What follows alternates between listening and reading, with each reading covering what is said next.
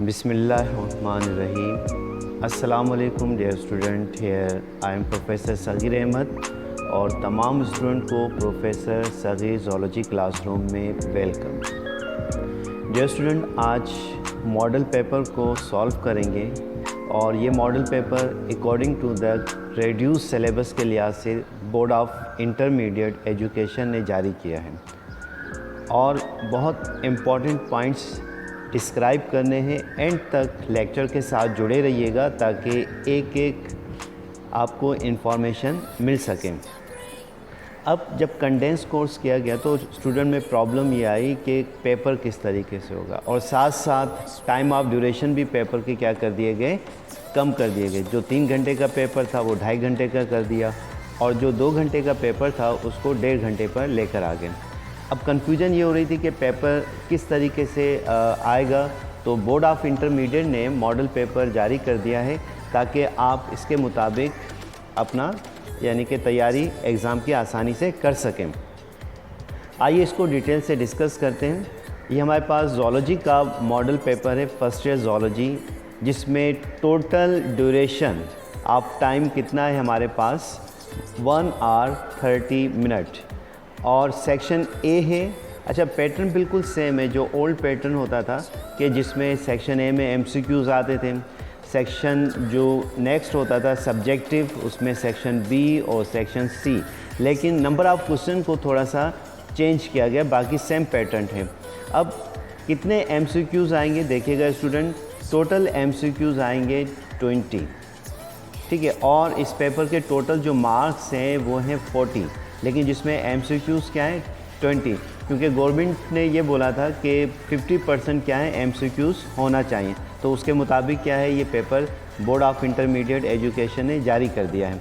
अब section A के अंदर जो एमसीक्यूज़ हैं उसके लिए टाइम जो अलाउ किया गया है वो है 30 मिनट्स। कितने मिनट्स दिए गए? 30 मिनट। अब 30 मिनट्स में ये 20 एमसीक्यूज़ आपने क्या करने हैं, अटैम्प्ट करने। अब नोट देखिएगा, attempt all multiple choice question all carry equal marks, तमाम के क्या है इक्वल मार्क्स हैं, यानी कि कोई कम मार्क्स नहीं, कि पहले हाफ नंबर का होता था लेकिन अब नंबर इसमें बढ़ा दिए गए हैं। अब देखिएगा स्टूडेंट, पहला जो एमसीक्यूज़ है उसमें क्या है, बड़ा सिंपल सा है, life emerges on the level of किस लेवल पर, यानी कि लाइफ स्टार्ट होती है एटॉमिक लेवल पर, मॉलिक्यूलर लेवल पर, सेल लेवल पर, या फिर इसका किस लेवल पर है, एलिमेंट। तो इसका जो बेस्ट आंसर है वो हमारे पास क्या है, सेल लेवल है। सेकंड जो एमसीक्यूज़ है कि polypeptide chain having 3 dimensional sequence of amino acid is called dash structure.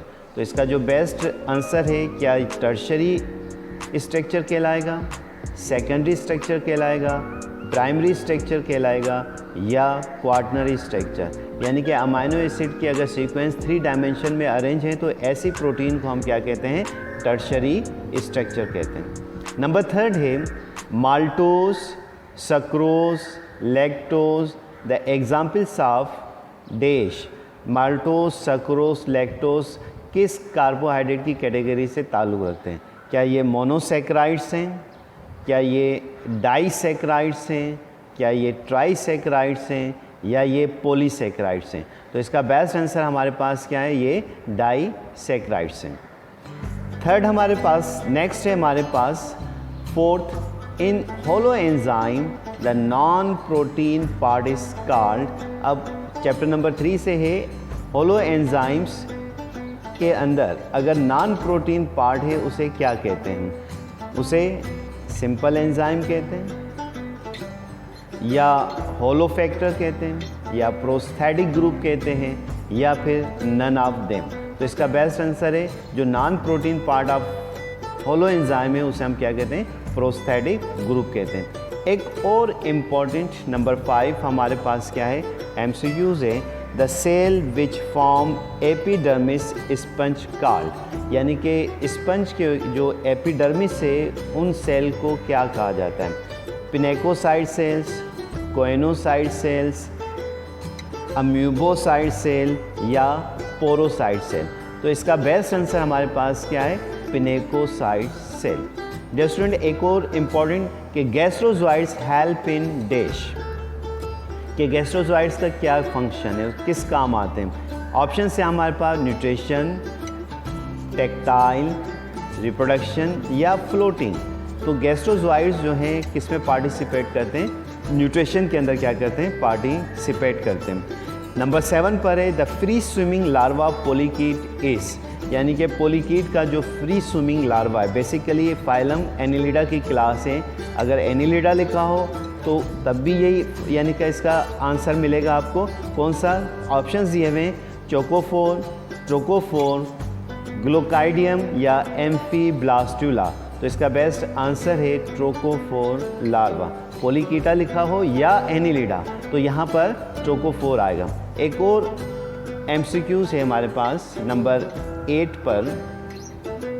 देखिएगा स्टूडेंट, नंबर 8 पर हमारे पास एमसीक्यूज है, the members of echinoderms live in dash.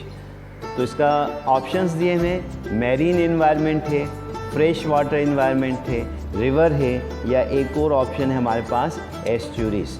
तो इसका बेस्ट आंसर होगा हमारे पास जितने भी इकाइनोडर्म के मेंबर्स हैं ये सारे के सारे क्या हैं, एक्सक्लूसिवली मेरीन वाटर होते हैं। नेक्स्ट हमारे पास है number 9, structure of birds which prevent the loss of heat are, यानी कि बर्ड्स का कौन सा स्ट्रक्चर है जो कि हीट को लॉस होने से बचाता है। बीक है उसकी, लेग्स हैं, लंग्स हैं या उसकी बॉडी पर मौजूद फीदर्स हैं। तो बेस्ट आंसर हमारे पास क्या होगा, इसका फीदर्स होगा।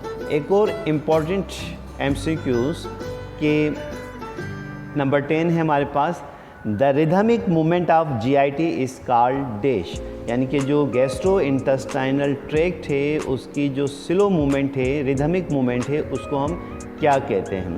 तो इसका best answer peristalsis, glycolysis, cyclosis या हाइड्रोलिसिस। तो बेस्ट आंसर है हमारे पास peristalsis. Next important, pancreas secrete 3 types of dash, pancreas 3 किस्म के क्या सीक्रेट करते हैं। नंबर ऑप्शन है, जो बेस्ट आंसर है वो हमारे पास क्या है, एंजाइम्स। इसके अलावा ऑप्शन दिए में हार्मोन, म्यूकस, काइम। तो बेस्ट आंसर हमारे पास क्या है, एंजाइम। एक और इम्पॉर्टेंट करेक्टर, बाइल जूस यानी कि एमसीक्यूज है, bile juice act on a fat for it. Bile juice fat पर किस वजह से एक्ट करता है, उसको इलेक्ट्रिफिकेशन के लिए, न्यूट्रलाइजेशन के लिए, एमल्सिफिकेशन के लिए या डाइजेशन के लिए। तो इसका बेस्ट आंसर है हमारे पास क्या, एमल्सिफिकेशन। इसके बिहाफ पर फैट क्या होती है, डाइजेस्ट होती है। नेक्स्ट हमारे पास एक और इम्पॉर्टेंट है, glucose in liver is stored in the form of